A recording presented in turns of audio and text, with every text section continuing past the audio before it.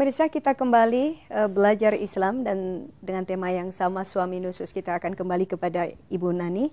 Ibu Nani, tadi sudah sempat dijelaskan sedikit ya bahwa perempuan harus berdaya, bahwa perempuan itu harus disiapkan karena masa depannya juga terletak di tangan perempuan. Nah, selain perempuan harus berdaya dan sistem itu diciptakan, apakah kira-kira negara juga punya peran yang luar biasa untuk melindungi perempuan? Oh iya, saya pikir itu negara sangat berperan penting ya. Jadi kalau misalnya dengan memberikan perlindungan pada perempuan dan anak misalnya untuk kondisi-kondisi seperti ini. Sekarang kan undang-undang perkawinan itu masih sangat lemah bagi perempuan ya, dia tidak melindungi perempuan. Nah, ini yang memang harus ada perubahan di undang-undang perkawinan sehingga tadi seperti yang kita pahami bahwa nusyuz dan sebagainya itu tidak hanya pada perempuan tapi juga pada laki-laki itu bisa tercover di dalam undang-undang. Kalau sekarang kan misalnya laki-laki pergi atau berpaling itu nggak ada hukumnya karena undang-undang perkawinan tidak menyebutkan tidak mencakup itu gitu. Tapi kalau misalnya perempuan tuh banyak sekali hukum yang diberlakukan pada perempuan selain hukum negara tapi juga hukum sosial ya, masyarakat. Itu yang paling berat ya. Itu yang paling berat. Dia dianggap yang keempat selain negara, saya pikir juga upaya-upaya pendidikan pada masyarakat. Misalnya upaya seperti ini, belajar Islam melalui media-media televisi. Saya pikir media televisi itu memegang peranan yang sangat penting untuk membangun, mencerahkan masyarakat. Nah, itu hal yang saya pikir harus dilakukan untuk hal ini. Kalau Ibu Badriah sebagai seorang komisioner ini pasti kan jelas rekomendasinya jadi peran negara, apalagi konteksnya anak ya.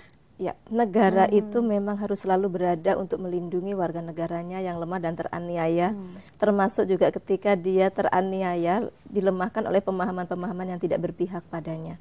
Nah, kalau negara hanya berpihak pada pandangan lazim, pandangan mayoritas, tetapi kemudian mendiskriminasi, itu sesungguhnya dipertanyakan keberadaan sebuah negara. Jadi undang-undang apapun, termasuk undang-undang perkawinan juga harus berangkat dari frame yang demikian. Kepada siapa lagi? Ya, tentunya kalau kita beragama kita minta tolong kepada Tuhan, itu pasti. Tapi sebagai bagian dari warga negara, perlindungan hukum yang diberikan oleh negara itu juga sesuatu yang sangat tidak bisa ditawar. Jadi revisi undang-undang perkawinan memang sesuatu yang niscaya. Dasarnya harus ini ya, dasarnya tuh harus keadilan gitu. Kalau sekarang kan bukan gitu. Sekarang kan lebih melihat misalnya perempuan itu memang subordinat dalam konsep perkawinan. Kultur kita masih sangat patriarki itu. Iya, makanya jadi misalnya dasar-dasar perlindungan itu harus untuk keadilan pada perempuan dan pada laki-laki juga pada anak di dalam satu keluarga. Jadi keadilan. Jadi kalau sudah keadilan itu kita sudah harus lintas gender. Kebetulan yang paling banyak korbannya adalah perempuan. Gitu. Walaupun nggak menutup kemungkinan. Iya, seperti tadi kayak Sabit ya, Sabit bin Qais itu ceritanya hulu itu kan empati kita pada suami. Betul. Jadi kalau misalnya jadi sebenarnya bisa berlaku untuk semua ya, keadilan itu bisa laki bisa perempuan.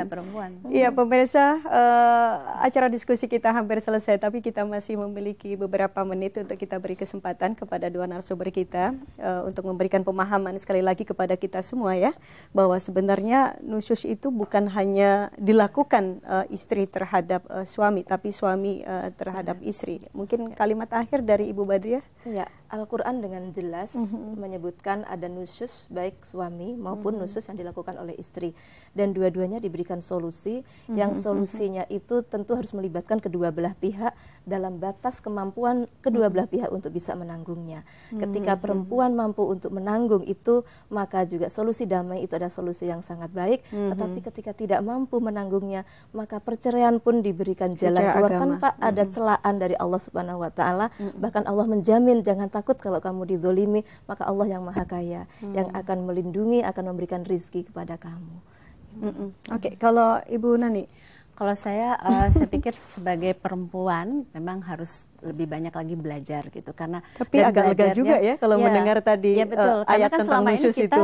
Selama ini kan kita kayaknya dibohongin juga gitu. Saya pikir perempuan memang harus pintar, harus belajar agama yang memang berdasar gitu, berdasar yang sangat jelas. Itu yang pertama. Yang kedua, saya pikir juga perempuan harus mulai membuka pikiran untuk menjalankan pilihan-pilihan ya, pilihan-pilihan yang ada, dan menempatkan kebahagiaan dirinya gitu, kebahagiaan dirinya untuk sebagai dasar mengambil keputusan. Biasanya kan perempuan suka mengorbankan dirinya. Kayak di pesawat aja, kalau misalnya terjadi kondisi darurat, pakai dulu biasanya kan demi keluarga kita pakai dulu ini baru menyelamatkan yang lain. Jadi lebih sekarang mencoba berpikir untuk kebahagiaan dirinya juga. Iya, luar biasa sekali. Terima kasih Ibu Nani dan Ibu Badriah. Diskusi kita kali ini saya pikir akan membuka mata kita semuanya ya, bahwa ternyata bukan hanya perempuan yang bisa berlaku nusyuz, tapi juga sebaliknya laki-laki juga bisa berlaku nusyuz, dan itu berdasarkan Al-Quran. Baik pemirsa, kita telah melakukan diskusi yang luar biasa pada hari ini, dan jangan lupa untuk memberikan kritik dan saran untuk acara kita. Kirim ke Facebook dengan nama Belajar Islam atau Twitter dengan alamat @belajarislam_id.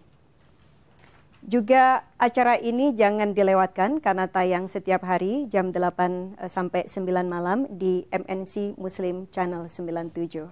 Akhirnya saya Lulu Nur Hamidah mohon diri. Terima kasih atas perhatian Anda. Kita akan jumpa lagi pada episode yang akan datang. Assalamualaikum warahmatullahi wabarakatuh.